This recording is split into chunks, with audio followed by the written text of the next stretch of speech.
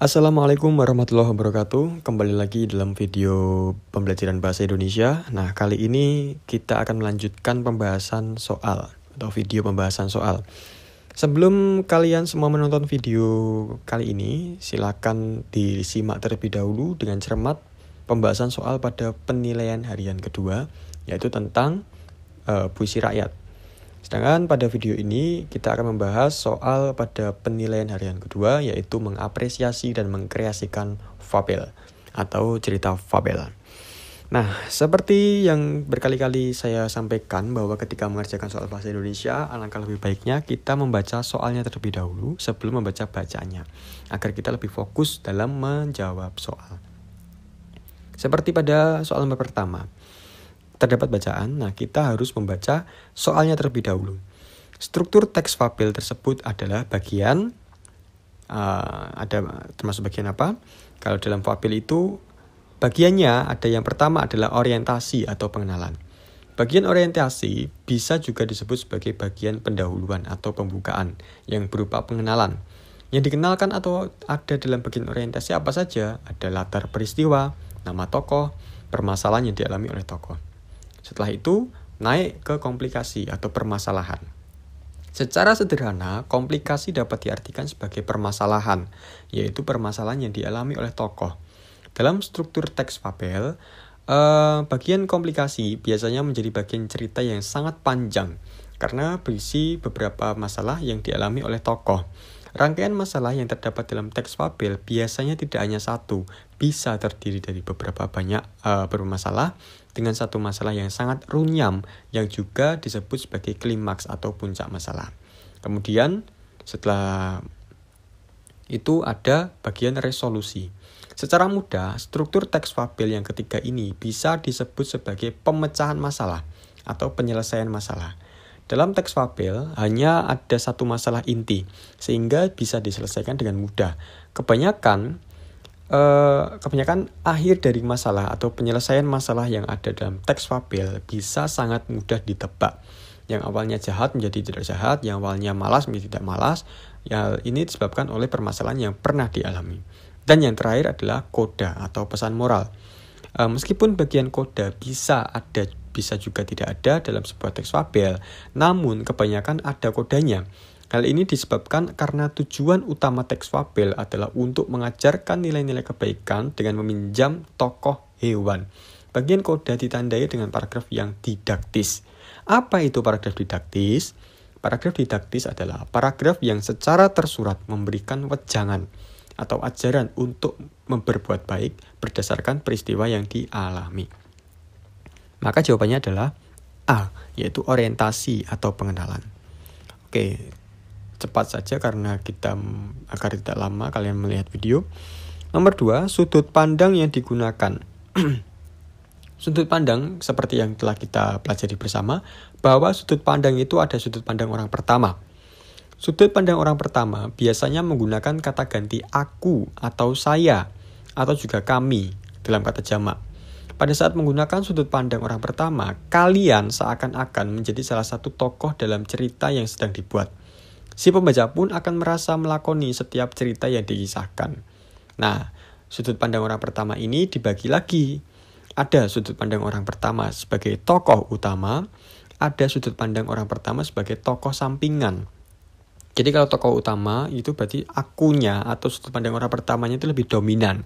Kalau yang tokoh sampiran itu tidak sebagai peran utama. Selain itu ada sudut pandang orang ketiga. Nah, sudut pandang orang ketiga ini kata rujukan yang digunakan adalah kata dia, ia, dan nama tokoh. Atau juga mereka dalam yang jamak. Jadi jawabannya untuk yang nomor 2 adalah sudut pandang orang ketiga. Karena apa? Karena tokohnya adalah seekor buaya. Jadi menunjuk ke buaya. Oke, nomor 3. Struktur teks fabel tersebut adalah bagian, tadi pembahasannya sudah kita jelaskan, ada orientasi, komplikasi, resolusi, dan koda. Kalau di bacaan ini termasuk bagian komplikasi, masalah. Kemudian yang keempat, Makna kata yang dicetak tebal pada kutipan teks fabel tersebut adalah mana yang dicetak tebal di sini. Nah, di sini biasanya kalau di soal-soal bahasa Indonesia itu ada kesalahan, cetak tebal, cetak miring dan lain-lain. Nah, tapi di bacaan tidak ada. Nah, itu yang biasanya membuat ketika kita mengerjakan soal itu agak kesulitan. Biasanya itu bonus. Jawabannya ini ya harusnya yang dicetak tebal adalah kata mengendus. Mengendus itu sama dengan membawi. Jadi jawabannya nomor 4 adalah A. Nomor 5. Kutipan teks fabel tersebut yang terdapat kata kerja intransitif. Nah ini. Kata kerja itu ada berapa? Kata kerja itu ada 2. Kata kerja transitif dan kata kerja intransitif. Kata kerja itu juga disebut dengan verba. Kalau kata kerja transitif adalah salah satu bentuk dari kata kerja yang disertai dengan sebuah objek agar makna yang terkandung di dalamnya dapat dengan mudah dipahami. Contohnya, Mama sedang membuat biskuit yang enak. Kemudian, Dito menendang batu dengan keras sehingga kakinya terasa sangat sakit. Yang ketiga, Kinan mencari. Nah, kata kerja itu selalu diikuti oleh objek. Jadi seperti Mama membuat biskuit. Kemudian Tito menendang batu. Nah, menendang objeknya batu. Mencari objeknya sepatu. Nah, sedangkan kata kerja intransitif adalah salah satu kata kerja yang dapat menjelaskan sebuah makna yang terkandung di dalam kalimat dengan jelas, meskipun tidak memiliki sebuah objek di dalam kalimat tersebut. Di sini, yang termasuk intransitif adalah jawabannya B. 2, 3, dan 4. Oke, nomor 6. Kutipan teks fabel tersebut yang terdapat kata verba transitif. Nah, tadi penjelasannya transitif berarti jawabannya adalah 1, 2, dan 3. Nomor 6 jawabannya A. Nomor 7. Kutipan teks fabel tersebut yang menggunakan kata penghubung atau kata hubung intrakalimat adalah. Nah, perlu kalian ketahui bahwa konjungsi atau kata hubung itu ada 2 jenis, yaitu konjungsi antar kalimat dan konjungsi intrakalimat. Konjungsi antar kalimat merupakan kata yang menyambungkan antar kalimat, sudah jelas ya, antar kalimat. Kalau intrakalimat itu konjungsi yang menggabungkan atau menyambungkan kata demi kata, klausa dengan klausa, frasa dengan frasa, dan sebagainya. Nah, itu intrakalimat atau di dalam kalimat lah istilahnya. Kalau yang antar kalimat itu dari titik ke titik. Jadi nomor 7 jawabannya A. 1, 2, dan 3. Coba kita lihat 1. Kata penghubungnya apa? Di sini tikus tersebut kemudian. Nah, kemudian di sini termasuk kata penghubung. Kemudian nomor 2. Beberapa hari kemudian singa itu tertangkap. Sama. Akhirnya, yang nomor 3, akhirnya sang singa sangat berterima kasih kepada tikus. Dan mereka pun, jadi akhirnya dan itu termasuk kata hubung. Nomor 8. Konjungsi antar kalimat pada kutipan teks tersebut adalah, nah ini, antar kalimat itu ini. Bisa kalian lihat di kalimat pertama dan kedua, atau transisi di kalimat pertama dan kedua. Di situ ada kata akhirnya. Nah, kata akhirnya itu menggabungkan atau menjadi penghubung antara kalimat 1 dan kalimat 2. Nah, maka disebut dengan kata penghubung antar kalimat atau konjungsi antar kalimat. Jawabannya nomor 8C. Nomor 9. Nomor 9. Kalimat yang menggunakan kata keterangan tempat. Gampang banget ya ini, kata keterangan tempat dari SD sudah diajarkan, yaitu 1 dan 2. Jawabannya A. Nomor 10. Kutipan teks fabel yang menggunakan kata sandang ditunjukkan oleh nomor. Kata sandang itu apa? Kata sandang itu apa? Kata sandang adalah kata yang menunjukkan sandang. Nomor 10 jawabannya 1, 2, 3. Kata sandangnya yang mana? Tikus tersebut ketakutan dan gemetaran memohon agar sang singa untuk membiarkannya pergi. Kemudian yang kedua, tikus itu bergegas menuju ke sumber aungan tersebut dan ia mendapati sang singa sudah tidak berdaya. Tikus tersebut kemudian menggigit tali yang menjerat singa sampai putus sehingga sang singa bisa lepas dari jerat perangkap tersebut. Nah, itu jawabannya adalah 1, 2, dan 3. Kata sandang itu kata yang menunjukkan dia itu menyandang apa di situ. Nah, di sini kan singa itu disebut sang. Di sini ada kata sang, si, dan lain-lain. Jadi jawabannya A. Nomor 11. Tokoh teks fabel tersebut adalah, nah ini kan sama, nomor 11 dan 12. Kalian baca dulu soal nomor 11, 12, kemudian baru baca bacaannya. Tokohnya jelas semut, jawabannya 11A. Latar tempatnya jelas, yaitu di sebuah taman, jawabannya 12A. Nomor 13.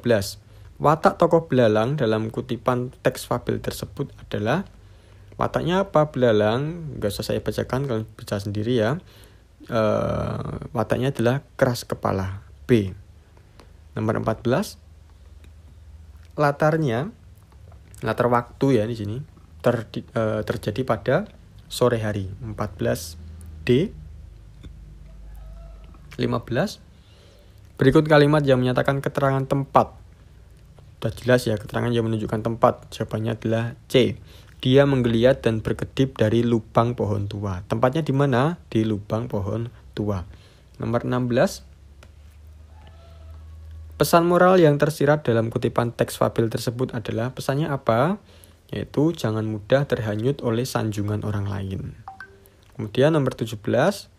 Pernyataan berikut yang tidak sesuai dengan isi kutipan teks fabel tersebut adalah 17C. Belalang mendengarkan teguran burung hantu tua dengan lapang dada. Pernyataan itu tidak sesuai. Coba dicari di bacaan. Tidak ada yang menyatakan demikian. Nomor 18. Makna kata penguasa ufuk dalam kutipan fabel tersebut adalah penguasa ufuk. Penguasa ufuk itu berarti sinar matahari. Jawabannya adalah B. Nomor 19. Konflik cerita fabel tersebut adalah, tidak perlu saya bacakan ya agar videonya tidak terlalu lama. Konfliknya itu mengenai kancil mulai merasa kelaparan. Jadi konflik atau masalah-masalah dalam tahap cerita itu, tahap ini merupakan tahap awal munculnya konflik. Konflik tersebut akan berkembang atau dikembangkan menjadi konflik-konflik pada tahap berikutnya. Nah, ini awal konfliknya apa? Yaitu adalah ketika si kancil mulai merasa kelaparan. Nomor 20.